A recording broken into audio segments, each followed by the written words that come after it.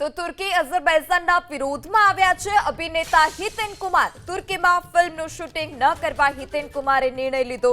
અન્ય લોકોને તુર્કી અને અઝરબૈજાનનો પ્રવાસ ન કરવા પણ હિતેન કુમારે અપીલ કરી છે।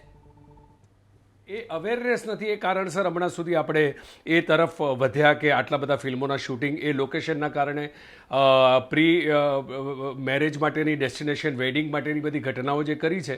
પણ તમારી વાત બહુ સાચી છે, હું તમારી સાથે અગ્રી છું કે ભલે એ 3 લાખની સંખ્યા તુર્કીના અર્થકારણમાં બહુ મોટો ફરક ના પાડે, પણ દેશભક્ત હોવાના એક ભાવનાને આપણે જીવંત રાખવા માટે આપણે દરેક વ્યક્તિઓ એકબીજાની સાથે કમ્યુનિકેટ કરવું જરૂરી છે કે તુર્કી ન જવાથી જીવન ક્યાંય અધૂરું રહેવાનું નથી, કારણ કે શત્રુનો મિત્ર એ આપણો શત્રુ જ કહેવાય।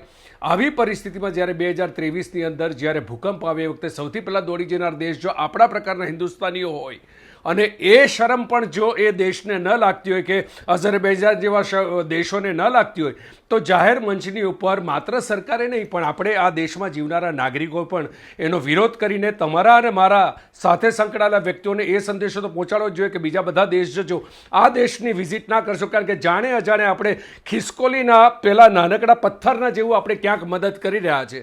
આપણે એ મદદ ના કરીએ એટલો સંતોષ તો રાષ્ટ્રભક્ત તરીકે આપણે લઈએ છીએ। તુર્કી કોઈ સંજોગોમાં હું નહીં જાઉં કે અઝરબૈજાન નહીં જાઉં કે મારી સાથે લાગતા વળગતા કોઈ પણ ફિલ્મના કનેક્ટેડ ક્રૂઝને હું કહી શકું કે પ્લીઝ આપણે અહીંયા નથી કરવું, આપણે બીજા કોઈ પણ એક જગ્યાએ જઈને કરીશું, પણ આ દેશોને આપણે સહાય નથી કર્યું, કારણ કે એમણે ચોક્કસ સમય એક ખૂબ જ અગત્યની ક્ષણે આપણી સાથે સૌથી મોટી ગદ્દારી હમણાં જ આ કરી છે।